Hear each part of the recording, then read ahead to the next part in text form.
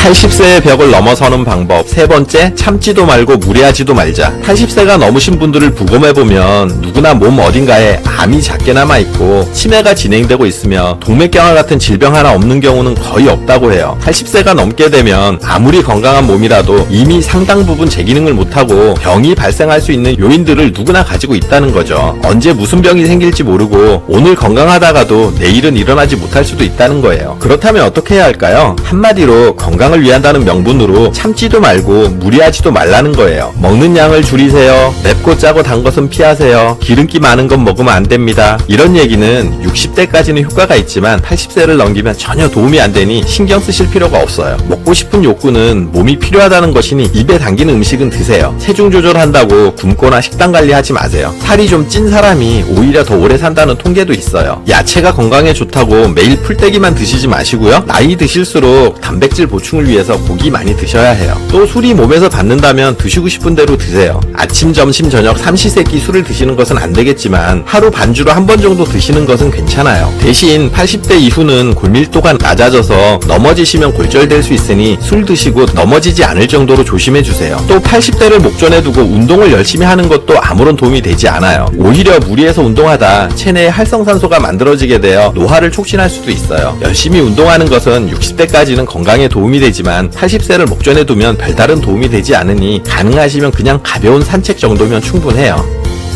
80세의 벽을 넘어서는 방법. 네 번째, 건강검진을 받지 말자. 80대를 목전에 두고 건강검진을 받아보면 정상으로 나오는 수치보다 비정상으로 나오는 수치가 더 많은 것이 일반적이에요. 건강검진에서 정상 수치라는 것은 평균치에 가깝다는 얘긴데요. 비정상 수치라는 것은 평균치보다 높거나 낮은 것을 의미하고요. 우리가 이 평균의 함정에 빠져서 사는데요. 정상 수치라는 것은 남녀에 따라 다르고 환경이나 체질에 따라 다르고 나이에 따라 다르고 체형에 따라 다르고 생활습관에 따라서도 다른 거예요. 어디까지가 정상이고 어디까지가 비정상인가가 문제가 아니라 정상 수치에도 건강에 문제가 있는 사람이 있고 비정상 수치에도 건강에 전혀 문제가 없는 사람도 있다는 거예요. 80대에 암 진단을 받았다고 해서 바로 수술하고 하는 경우가 많은데요. 그렇게 수술하고 나서 암은 치료가 되더라도 이전에 정상적인 생활을 못하게 되는 경우가 많아요. 몸 상태가 그 수술을 견딜 만큼 건강하지 않은 상태에서 수술을 하니 암세포는 없앴더라도 건강이 나빠져서 그때부터 누워서 지내게 되는 거죠. 나이가 80이 넘으면 신체 활동이 더디기 때문에 암에 걸렸더라도 진행 속도가 더디고 전이도 거의 되지 않는 편이에요. 그러니 일상생활에 지장을 주지 않고 고통도 심하지 않다면 수술하기보다는 관리하면서 지내는 것이 노후를 위해 나을 수도 있어요. 80대를 목전에 두고 비정상 수치가 나와도 생활하는데 별 무리가 없다면 그게 정상 수치인 거예요. 비정상 수치가 나왔다고 재검사하거나 이 수치를 정상으로 만들겠다고 과다 진료, 과다 치료, 과다 복용으로 이어진다면 오히려 이제까지 잘 버텨준 건강을 잃을 수도 있어요.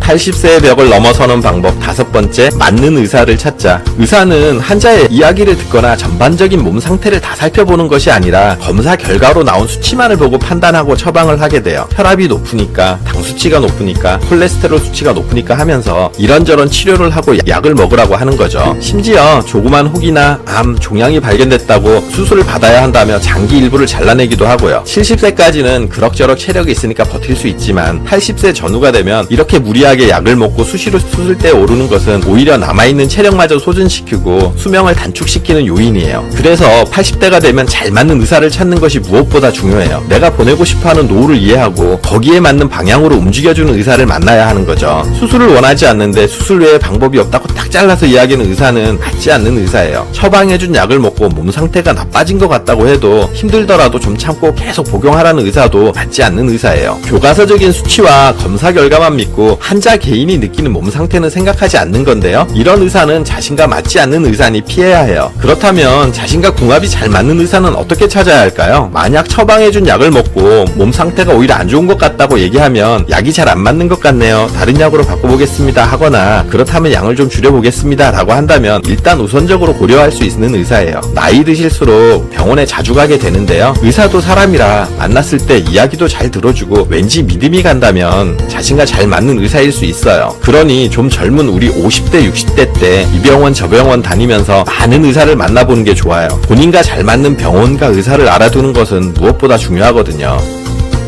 80세의 벽을 넘어서는 방법. 6번째, 약은 최소한으로 먹자. 병원에 가면 각 과마다 전문의가 있는데요. 심장 전문의, 간 전문의, 흉부 전문의, 관절 전문의 등 각 과마다 해당 전문의가 진료를 하고 또 거기에 알맞다고 하는 약을 처방하게 돼요. 처방을 잘할수록 약의 숫자와 양은 점점 많아져서 한 번에 먹게 되는 양이 한 움큼씩 되게 되는데요. 이렇게 되면 약이 되는 것이 아니라 독이 될 수도 있다는 사실을 기억하세요. 이런 장기별 전문 진료 체계는 60대까지는 효과가 있지만 80대 전후에는 별로 도움이 되지 않아요. 예를 들어 순환기 전문의가 진료를 하고 나서 콜레스테롤 수치가 높으니 낮춰야 한다고 해요. 그러나 콜레스테롤 수치를 약으로 낮추면 면역 기능이 저하되고 암이 진행되기 쉬우면서 감기나 독감에도 쉽게 걸려요. 혈관계 이상으로 죽는 게 아니라 암이 진행되거나 폐렴으로 죽게 될 수 있는 거죠. 혈압이 높다고 혈압을 낮추는 약을 먹게 되면 80대의 좁아진 혈관 속으로 혈액이 제대로 순환하지 못하게 되는데요. 혈액을 통해서 흐르는 산소와 영양분이 전신세포 골고루 전달되지 못하다 보니 특히 뇌가 저산소 저혈당 상태가 되어 위험해질 수가 있어요. 이처럼 80대에는 혈압과 혈당치가 높다면 다소 높은 상태로 유지하는 것이 오히려 건강에 좋을 수 있어요. 약은 필요할 때 필요한 양을 최소한으로 먹으면 돼요. 머리가 아플 때 두통약 먹으면 되고 위가 아프면 위장약 먹으면 되고 소화가 안 되면 소화제 그때그때 먹으면 되는 거예요. 노년이 되면 여러 가지 약을 한 움큼씩 매일 시간 맞춰 규칙적으로 돌아가실 때까지 드시는 분들이 대부분이에요. 그렇게 먹는 게 당연하다고 믿지만 이렇게 여러 가지 약을 장기간 복용하는 것이 정말 효과가 있는지에 대해 의학계에서도 확실히 조사된 결과가 없다는 사실을 기억하세요. 지금까지 80세의 벽을 넘어서는 방법 6가지를 알아보았는데요. 80세가 넘으면 이것저것 가리지 마시고 하고 싶은 일 하고 먹고 싶은 건 먹고 마음 내키는 대로 몸 가는 대로 자유롭게 사시는 것이 건강하고 행복하게 사는 거예요. 여러분들의 건강한 노후를 응원할게요. 오늘 정보가 도움되셨다면 구독, 좋아요, 알림 설정 해주시고요. 저는 더 유익한 영상으로 다시 찾아뵐게요. 저는 매일 3분 대표 큐레이터 송한결이었습니다. 감사합니다.